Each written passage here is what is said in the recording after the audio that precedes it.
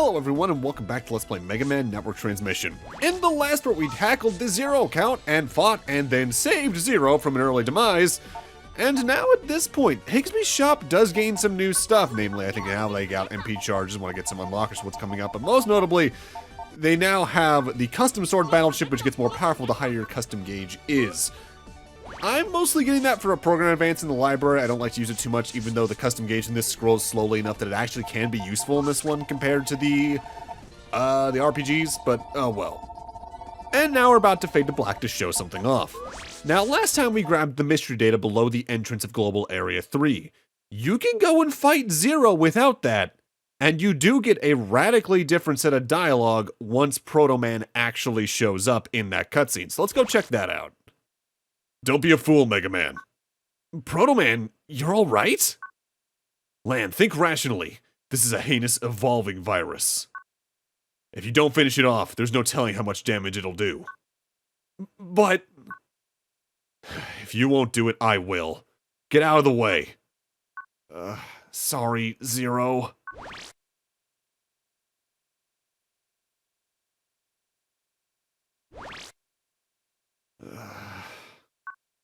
Megaman.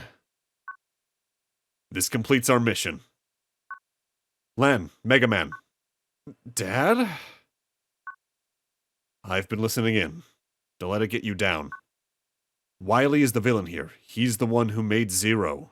You... yeah... The Zero virus will never foment chaos in the world again, right? It's all over now. And from here, the cutscene proceeds as normal. Zero is just not standing there. That actively does give you a different cutscene at the end of the game as well, but we'll cover that when we actually finish off the final boss. The main thing that saving Zero directly gives you is his Zero chip, which is honestly one of my favorite chips in the game. It is I think it's 100 or 120 damage. I can't remember which off the top of my head right now. And he does 3 slashes, and it's really good for boss fights and enemies alike. In fact, if anything, it's better for boss fights considering, even though you only get one of them max, the amount of damage you can deal with that on most bosses, considering most bosses have 800 or less HP, is kind of ridiculous. His Z-Saber chip's also pretty good, I just use it less outside of a program advance. This is the Undernet. Kids aren't allowed in here. Scram.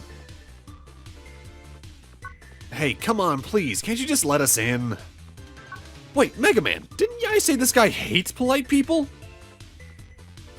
We have to be as crude and rude as possible. Really? Are you sure? It's the only way. Give it a shot, Megaman. There's no time to waste. Okay, Lan. I'll try. Hey, you over there! I mean, hey, scumbag! Let us through, jerk! Something like that. Eh? You must be a beginner. You'll have to do better than that. Megaman, you have to be nastier. You're still too nice. Too nice? Wait, meaner, huh? What, you? You gonna try and stop me, huh? Don't try any funny business, I'll have to stab you. Rawr! Whoa, you're so nasty. You gotta be from the Undernet. In you go. Thanks, you stinking gutter rat. Nice work, your experience fighting Needleman really paid off here. And there he goes, which is why he's actually a little bit further in the background than all the other nabbies. Yeah, they say you can get into the Undernet from around here. Problem is, there's no way I can get through these narrow paths. Sure thing, Gutsman, that's all up to us now. Alright, now we can access the Undernet. Let's go!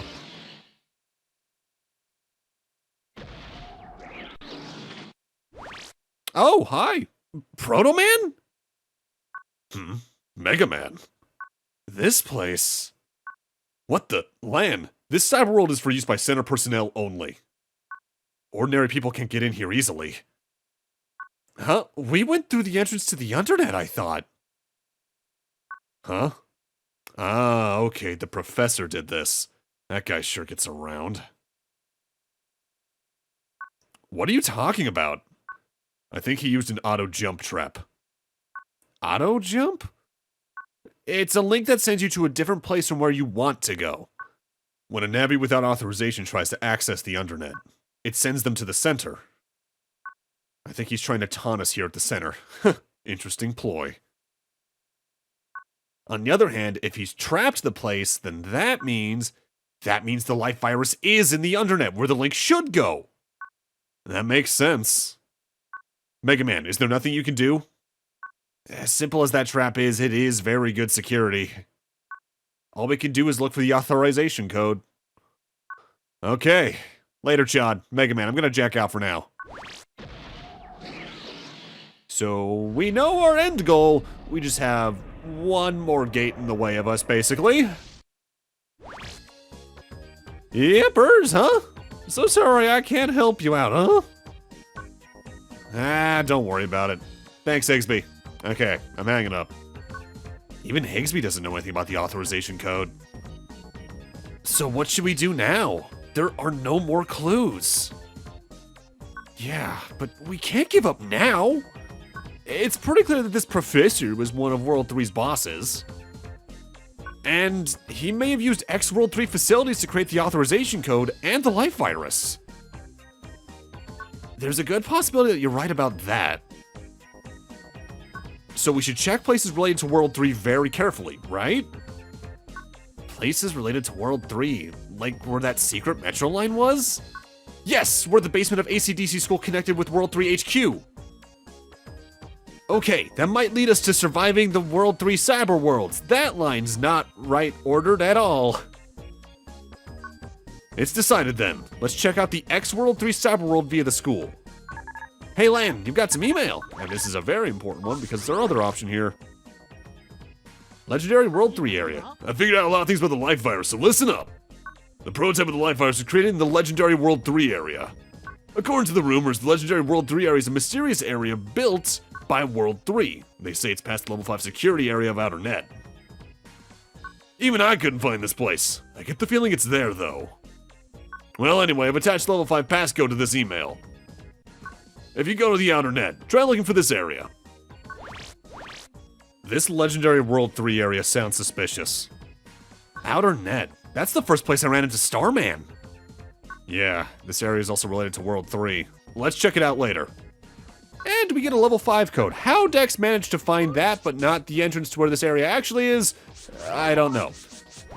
So now we can go two places. We can either jack in at the school to access the old World 3 area, or we can go to the Undernet to tackle the Legendary area. But now we can also head back to the teleporter over here and battle Proto Man. This is a completely optional boss fight, but I'm gonna do it because, well, no shit.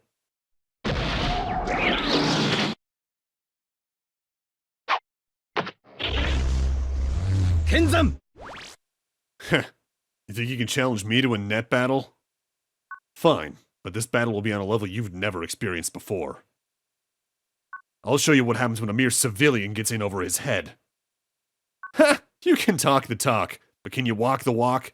Megaman, I wanted to fight with you again. Proto Man, this is it. You're ready, I guess. Here I come. Okay, Megaman, battle routine set. Proto Man, battle routine set. Execute. Execute. Proto Man is rough, and that's why I came in prepared with Zeta Cannon, Color Man, and I think another Navi chip I want to say might be Gutsman. I'll go over his moves in more detail in the Net Battle Simulator in a few moments. Just know that if you don't have an Invis type chip in some form in your folder, this fight can get really rough really quickly. In fact, after this in a jump cut, I actually grind out Invis 1s at a minimum over in Den Area 3 just to have it. Mostly because it's either that or drop dead, and I didn't feel like going back to the 0 count at this point. What was that? Leave it alone, Proto Man. The battle's over. Yes, sir. Chad. It's frustrating, but I have to admit your busting sense is superb. To overwhelm me like this. I'm kind of embarrassed. Don't get cocky. You just got lucky this time. But I won't say anything more about you chasing after the life virus. Do whatever you want. Lan, we did it! Alright, let's keep going. At this rate, we can beat the life virus. Notably, before we go fight him again in the battle simulator, the weapon chip we got for beating him just then is Variable Sword. which, like in Battle Network 2 Beyond, you hold the button down, you can do directional inputs with the D-pad or analog stick, and it'll have various different effects. It starts out as just a normal sword that does some decent damage, but if you understand the combos correctly, you can do some kind of busted shit with this. For now, it's time for us to go fight him once again in the Net Battle Simulator, and it's at this point I actually grind the Invis ones off screen, because otherwise, this fight can just be a nightmare. I think I even make it my regular chip just in case. So as for his attacks, one of the most common ones you'll see is him using his guard move from Battle Network 1 and 2, where he'll just put up a shield, and if you hit him while he's like that, he'll send a shockwave your way, but also he has a very strong habit of using a version of Step Sword, I believe, where when you attack him, he just teleports in front or behind you and will slash randomly. He can just dash at you outright and slash.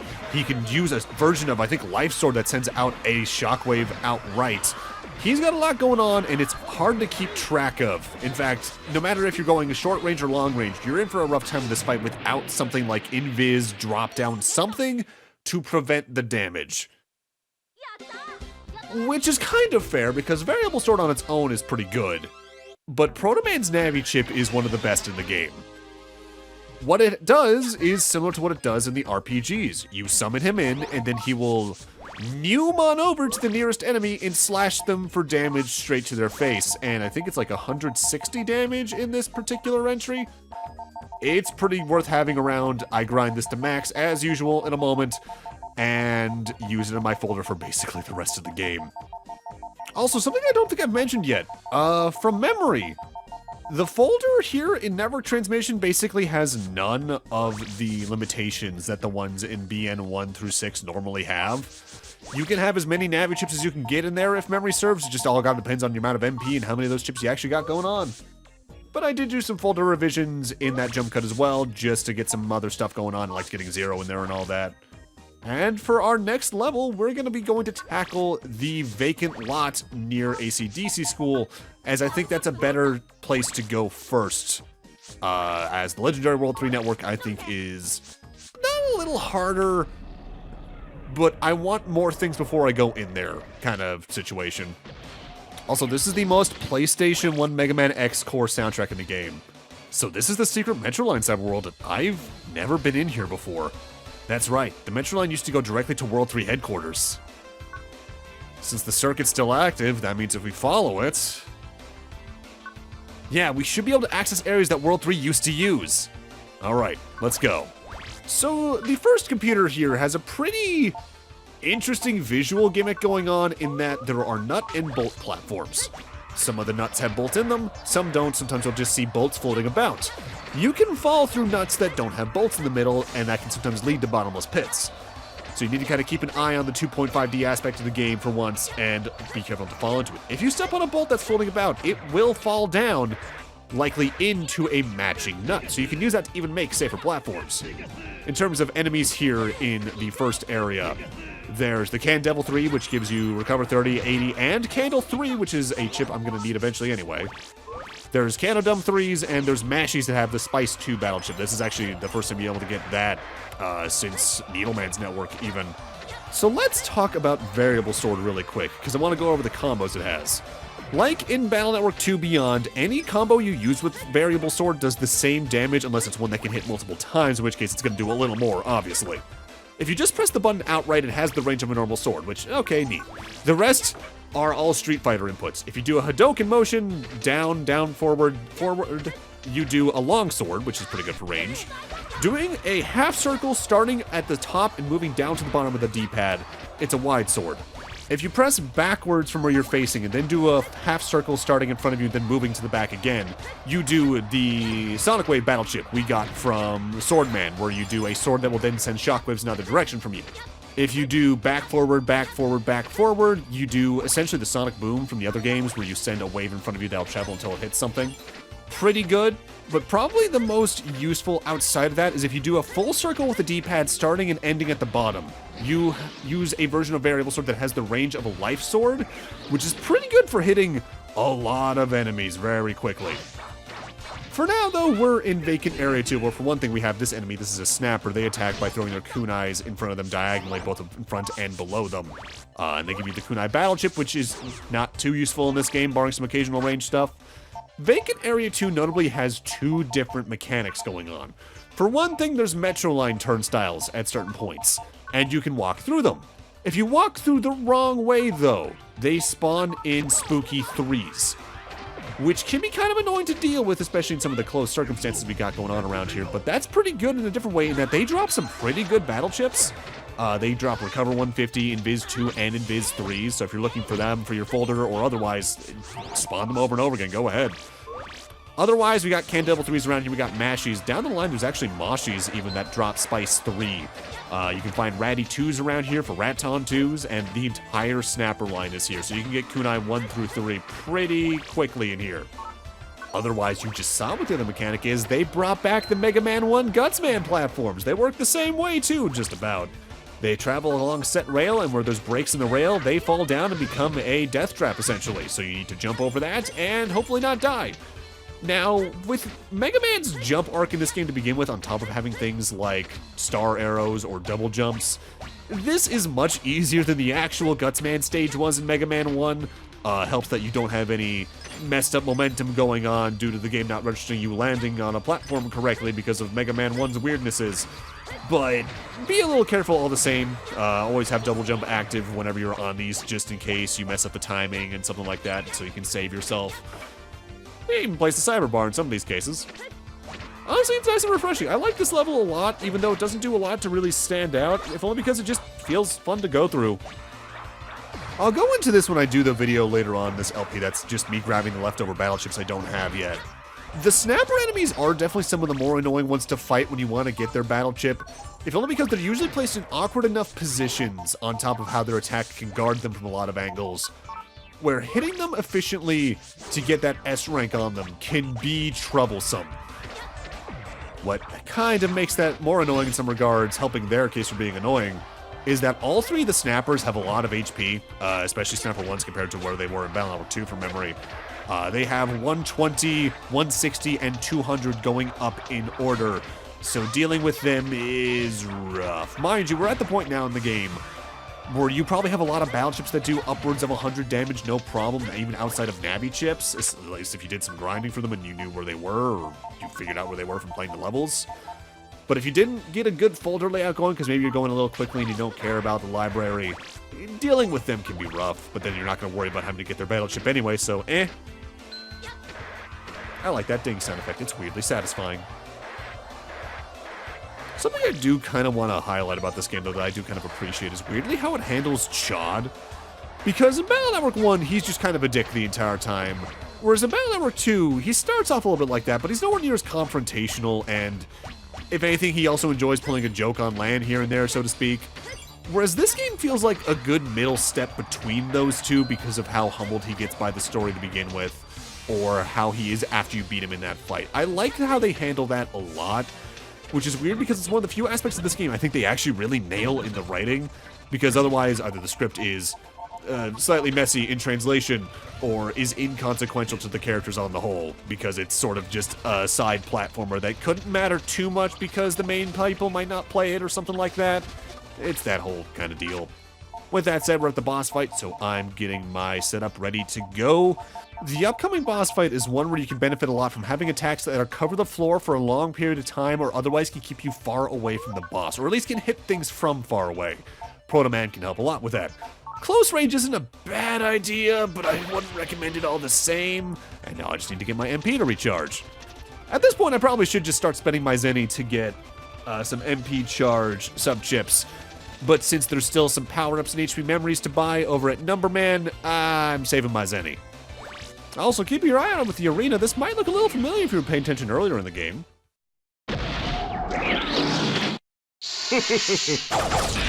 Shadowman. Who's there? I'm here to carry out my assignment. Assignment? To destroy the authorization code here if someone tries to take it. That is my assignment, and I just completed it. So there was an authorization code here. You were too late by mere seconds. I've already destroyed it. Lan, the professor's one step ahead of us. No, you. Then we'll just make you cough up the professor's info. You think so? You really think you can defeat Shadowman? Megaman, battle routine set. Execute! In what is technically foreshadowing for Battle Network 2, Shadowman's here, and his main attack is actually straight out of Phantom from Mega Man Zero's playbook. He teleports into the air with several clones and slashes down. You can tell which one's the real one based on whether or not he has the sword, and he's dead. His weaponship is really good. It's Muramasa. It does damage equal to the amount of HP missing from your total. So if you're at like 100 HP, that is mostly a one-hit kill on bosses. You're stronger than you look. Time to put an end to this. Wait, I won't let you get away. Time to hide in the leaves of these cyber trees.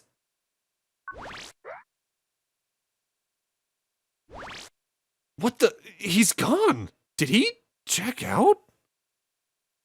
I don't know. There's no trace of him checking out. Bah. Mega Man, what about the authorization code? No luck. All the codes here are destroyed. Mega Man, let's at least take the ruined codes for now. Dad might be able to do something with them. Okay, Lan. Okay, I've saved the codes. Well, we got the destroyed data at the least, so that's some proof we were over here. Okay, there's nothing else here. Mega Man, time to jack out. Okay, I should note it might also be authentication codes, but authorization codes feels better. But with that, I'm gonna need to end this off here. Thank you guys for watching, and in part 13, we're gonna go refight Shadowman in the Net Battle Simulator for one thing, but we're gonna head on over to the Legendary World 3 area. See you guys then.